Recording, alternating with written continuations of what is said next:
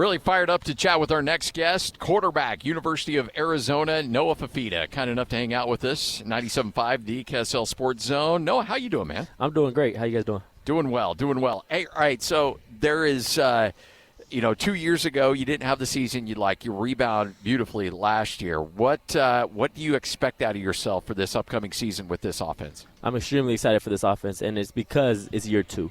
You have year two in the scheme with the same offensive coordinator, and then you also return a bulk of the same guys from last year. So we know the standard, we know the expectation, we know how Coach Deggy expects to operate. So there's a continuity there, there's a confidence there, and then just continuing to build. You can't be content in any way. It's a brand new team, and you got to go perform, you got to go prove stuff. Well, you're a proven commodity, and I know when Jed Fisher's there, and then he takes off to Washington, a big hubbub there in Tucson. I'm a Phoenix guy, I'm aware of that, and you chose to stay. And then I wonder, this past season, you had a big-time season, which didn't surprise me at all because I believe in your talent. Did you have tempting offers to stay, and did you have to make the decision again, or had you already made it so you didn't have to make it a second time? Yeah, the decision was already made. I think going into the bowl game, we kind of already knew. I knew I was going to come back another year. And for me, what was the most compelling part was Coach Deggy, being able to play for him another year. That's like my big brother, so I got so much love for him. And being able to play for him another year was super intriguing and a moment I couldn't pass up. Coach Brennan, obviously kind of a mad scientist. What's your take on him, your experience having the opportunity to play for him? I love Coach B. I haven't had many head coaches in my life, but out of all the head coaches I've had, he's different than them all because he's so passionate and because he's a player's coach. So the relationship you have with Coach Brennan, it's something that you wouldn't have with most head coaches. You could sit at dinner with him. His wife is amazing. His kids are always around, and they're amazing. So being able to just spend time with them, there's a relationship there and there's a love there that is unique and is different. And at the end of the day, it makes you want to play for him. So we have the utmost trust that he can lead us to all of our goals, and I love him.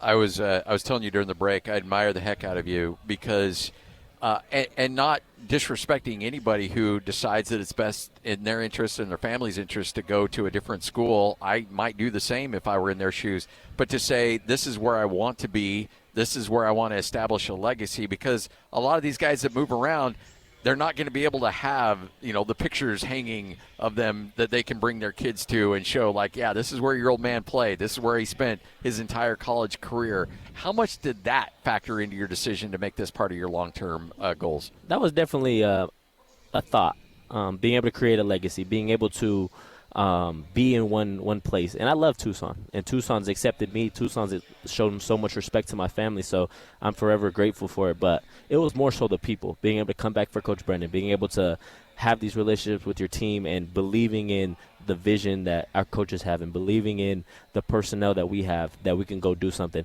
Because for me, I don't want my legacy to be he chose to stay at Arizona. Like, that's not what I want to be known for. I want to be known as the guy that won the first conference championship at the University of Arizona. So I believe we have that, and that's the reason I came back, to leave that legacy.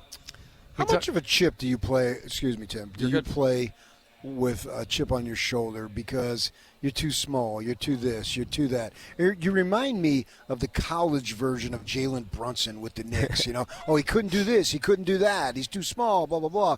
And he says, yeah, well, they couldn't judge hard. And I've heard that about you going back to your high school days because you're not 6'4".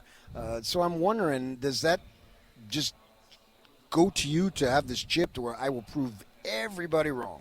There is an edge. There's always been an edge. There's always been a chip on my shoulder, and my whole life it was just that. People said I was too small. People said it was impossible for me to go do what I do. So for me, most of my life I try to prove people wrong. But I think as I've grown and as I've realized, there still is that chip, there still is that motivation, but it's more now proving people right. And my family believed in me. My family's sacrificed everything for me so that I could be in this position today. So proving those sacrifices right, making them proud. Then my coaches have believed in me. Coach Brennan, Coach Deggy continue to believe in me, continue to choose me to lead this team. So I'm trying to prove them right. And then at the end of the day, my Lord and Savior Jesus Christ, it's bigger than football for me. It's bigger than anything that this world has to say because Jesus died for me on the cross. So I'm trying to prove him right as well and glorify him and point people to him. You've talked about Coach Deggy a couple times being your guy. What makes him great?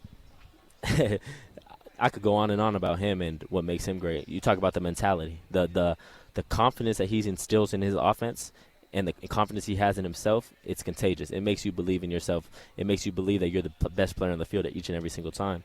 His scheme is second to none. I think his pass game is the best I've ever been around because he played the quarterback position at the high level. So he knows how to time things up, and he knows how to kind of scheme things to get things open. But even more so, it's his personality and who he is as a person. And it trickles down to his wife as well. His wife's amazing, and his wife, and as well as his little daughter, but they're awesome. They've welcomed us with open arms. But you talk about the sacrifices these coaches are making and the time that they put in for us. The wives are making the same sacrifice because at the end of the day, they're the ones taking care of the kids at home. They're the ones that are allowing their husbands to spend all this time with us to prepare because Coach Deggy sleeps in the office. So his wife's a superstar, being able to hold it down so that Coach Deggy can give all his time and attention to us. Family always been this important to you? Not only Always. yours, but appreciating what other families are going through? Always. Family, that's the biggest virtue in my life outside of faith. It goes faith and family.